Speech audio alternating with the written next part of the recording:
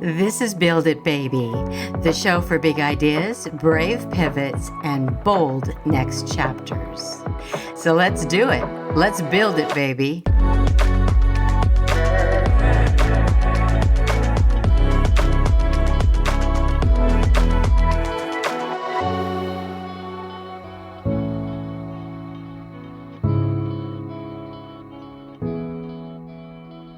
Hey there, Penelope Bent here, and I'm joined by my amazing producer, Morgan Clymer.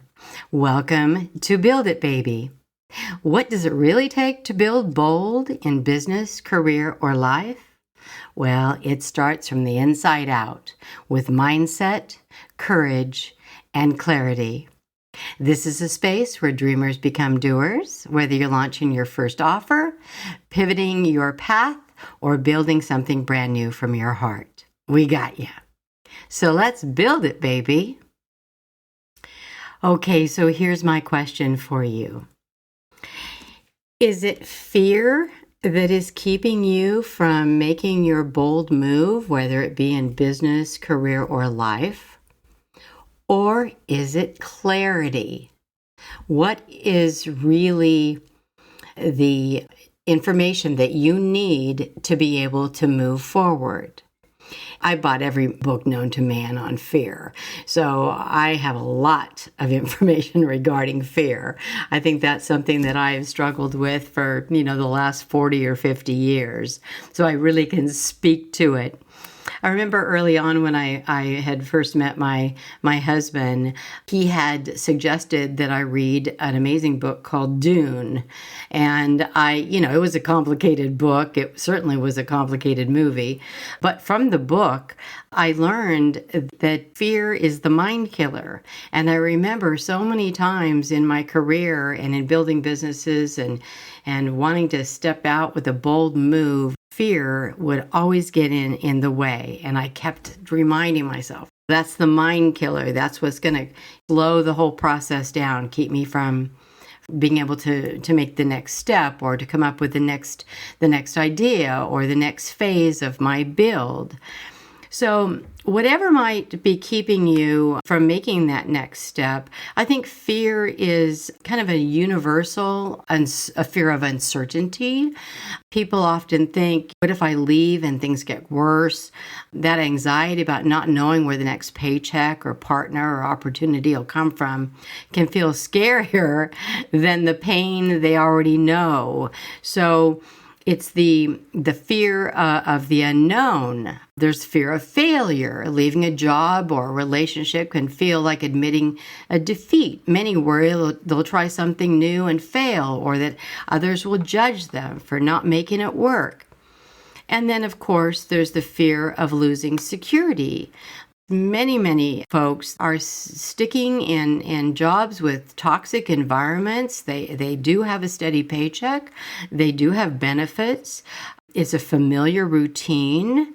However, they're risking this terrifying feeling creates this sense of stability, even though it's terrifying. And then I think there's a whole group that fear isolation, whether it's being single or losing a professional identity. There's huge fear in what that next step will be.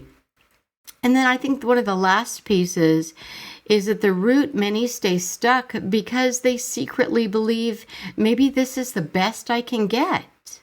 There's where that self-doubt, that conditioning, the culture influences, and the past experiences can make people settle for less than they deserve. So I think when we chat today regarding fear, I really asked myself, is it fear that can cripple our minds? And if so, what is the answer to eliminating that piece from the equation? And I think I have come up with what works for me, and that is the clarity. So the number one reason people stay stuck in a shitty job or relationship isn't because they don't want more. It's because of some sneaky, heavy fear, the fear of the unknown. And we'll put up with misery. We can predict over, possibilities that we can't. We'll stay there because the miserable situation that we're in, well, we understand it. We know it. We hang in there because our brains crave certainty, even if it's painful certainty. And what if the question comes up, well, what if I quit and find I can't find anything better? Or what if I leave and I end up alone? It's not really the job or the relationship that holds us. I believe it's the story we tell ourselves about what might happen if we walk away. So I'm here today to give you a couple of suggestions when those fears start creeping into your mind in the middle of the night. And so it's what if, instead of asking, what if it doesn't work out? Well, my question to you is, well, yeah, but what if it does? What if the unknown isn't a threat, but perhaps it's the doorway to the version of you that's been waiting to breathe? Because here's the truth, you're not really stuck. You're just scared. And fear doesn't mean stop. Fear means you're standing on the edge of your next becoming. It is not something that has to be paralyzing. So if you're sitting in a job or a relationship or a situation that feels, like it's just sucking the soul right out of yourself, ask yourself, am I staying because it's good, or am I staying because it's familiar? And the unknown might not just be where your freedom lives. I mean, is that the kind of life that you're hanging on to because you're familiar with the pain and the struggles? So recently, I had the joy of having my daughter and my granddaughter came up and visited my husband up here at the lake for a week, almost a week. And we were talking about the podcast. And of course, they're great cheerleaders and definitely want to, they're behind whatever the hell I'm up to. And so one of the questions came up, have you posted the podcast on your LinkedIn profile? And my answer was no. So immediately that brought a huge, roar from the family as, wow, so why not? Why aren't you practicing what you're preaching, girlfriend? And interestingly enough, my answer was not that it was fear. That wasn't really my issue. But what I was interested in was really the unknown of, okay, I don't know a lot about what is my voice on LinkedIn. Is it one voice for Penelope Bent? Is it another voice for the founder of Recruiter Mania? I'm talking about recruiting and trying to solve problems in that arena. But when I was having to post something that actually came from me, I really needed clarity. So I wanted to find out something about how I wanted to design my voice from that perspective. Not from my voice on Facebook where I have all my schoolmates who every time I've stepped in poop, they're just going, oh, girl, we know you can get out of it. And dear friends that are always so supportive. So this was a professional group. This is 2,500 plus people on LinkedIn. So I wanted to kind of hesitate. I was hesitating because of my unknown. Did I classify that as fear? Maybe in a subtle but not paralyzing way. What it was doing is I was asking myself to clarify my position, clarify my voice. How did I want to present this idea to the folks that I'm connected to in the business world? So I think that it's important when you're stuck, when you're fearful on making a move, do your research. If it's the fear of the unknown, then weigh the pros and cons. Figure out the unknown. If I do make a move, how many months can we live on what we've got in savings? Or how fast can I make the revenue so that I can supplement? Or maybe I need to start as a side hustle, keep my full-time gig, and then do a little bit of a side hustle gig, gain the popularity and the financial security I need over there, and then I can go ahead and I can make the shift. That's the most important piece. So fear to me now is, it's almost as though every time I hear that word, my reaction is, so what homework haven't you done? Why the hell haven't you been looking down the road to see what the possibilities were? So you want to stay stuck. So it must feel really good. You like being able to sit on the pity pot all day. But, I'm saying put your big girl panties on and do your investigation and get out there and make the first phase of your new build. It might not be leaving your full-time job, but it's a first step. Don't let fear be your mind killer. It's not what the universe wants for you. No one wants you to be less than. You're bold. You're a bold creator of your life. So make a bold step. But it's not like you're stepping into a ditch. You just find the information that you need. Get clear on and the clarity on what you need to know so that you do not have a fear of the unknown. You can walk in knowing I need X amount of dollars, or I need, so many engineers, or I need to know more about social media. I need to know, just like I did on LinkedIn. I wanted to clarify my voice before I started throwing spaghetti on the wall. I wanted to be clear that I could support what my decisions were in a professional and honest and truthful manner. So next time it comes up and you have that feeling of fear of the unknown, fear of are you good enough? You're damn right you're good enough. You find a way. You've got all the parts and pieces that you need. If you need a shift in your mindset, then study it, get good with it, make that change in how you think of things.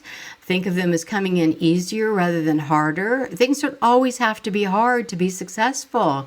Sometimes the right people will just float in if you just open up your heart to it.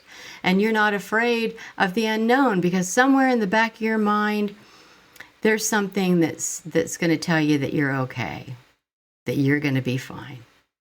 So that's my thing on fear. Fear versus clarity. Do you want fear or do you want clarity? So here's the part where I tell you exactly what I know. These are my knowings, the things I no longer question because they've shown themselves to me again and again. Not from a book, but from building, getting knocked down, getting back up, and doing this work in the real world. Okay, so here are my knowings. Number 1, the only way I can fight fear is to trust in my own instincts. Trust is my connection. It's you remember when you were a kid and you put the orange cans together with the string and you got to talk to your next door neighbor.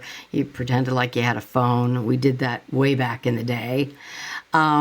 It's my connection to the universe that I know that if I just look for the clarity in my next move, for the data that I need to make it known rather than unknown, that I will find it.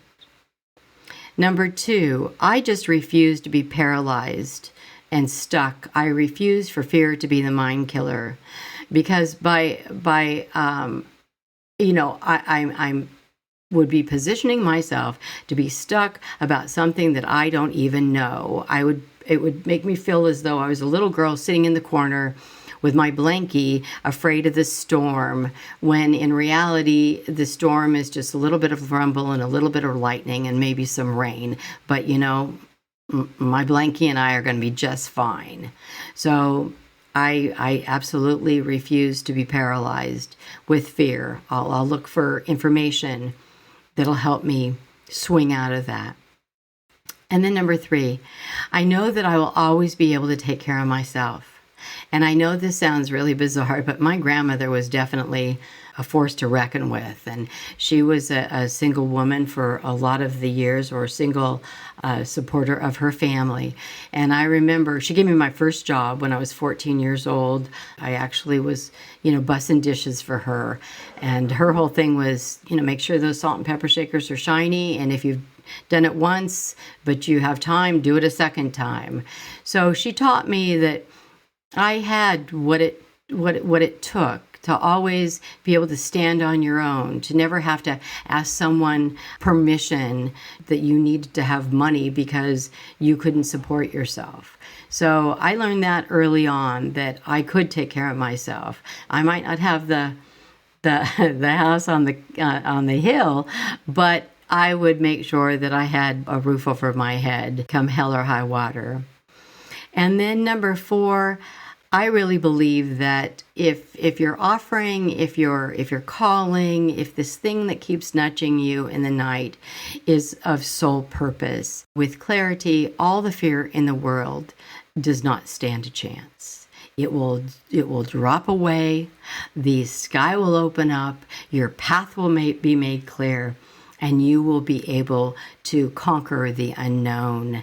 And with that, you will stand as a brave soul and enjoy every piece of the win and the joy of building your life the way you want to build it.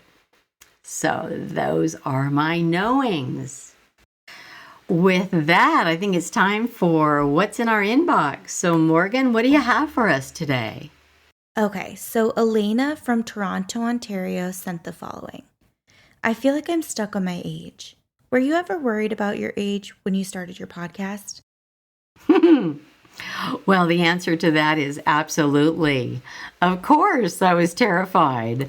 I was concerned with my age. I had no idea if what I was going to share was going to be relevant.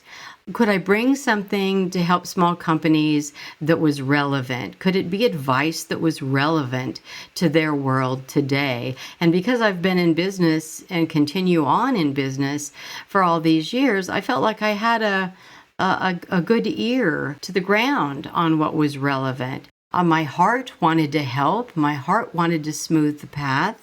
So I kind of let that lead.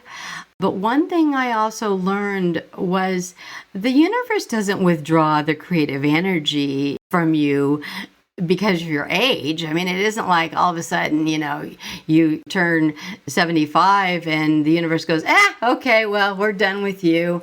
You're, no more ideas, no more creative energy for you. You're past your prime.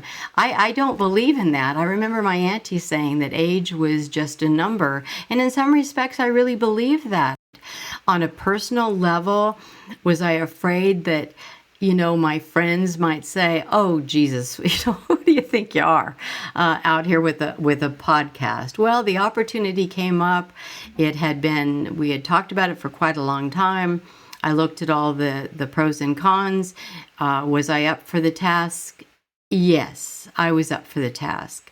And so that kind of overrode my self-doubt, which I definitely have a podcast coming up on self-doubt because, man, I know everything about that. But I do believe that life is not a spectator sport. I always think of life as a gigantic pinball machine where my ball will bounce off various targets and obstacles. And I believe the key is to keep your ball on the playing field. 1 minute, I might find my ass in the mud, and the next minute, I might be riding high in the clouds. At least I'm in control of my own little flippers, those little control paddles that propel the ball. I mean, I run into a few things, but usually I'll bounce off and run into something really good. It's my adventure. I'm paddling my own canoe, and we'll just, ride the rapids and enjoy the process. And there's nothing like fresh water in your face. So that's my answer to that one. Well, that's a wrap and the end of season 1. And what a great adventure this has been. I hope you have enjoyed listening as much as I have enjoyed sharing. I'll be back next Tuesday with the launch of season 2. Thanks again for listening to Build It Baby. Always best, P. Build It Baby is a Rainy Day Production House original, hosted by Penelope Bent and produced and edited by Morgan Clymer. Music by Yuri Shemshashen and Oleksiy Holobiev. If this episode spoke to you, please follow the show and leave a review. It helps more dreamers like you find us. And remember, you're not just building a bold business or a career, you're building a bold life.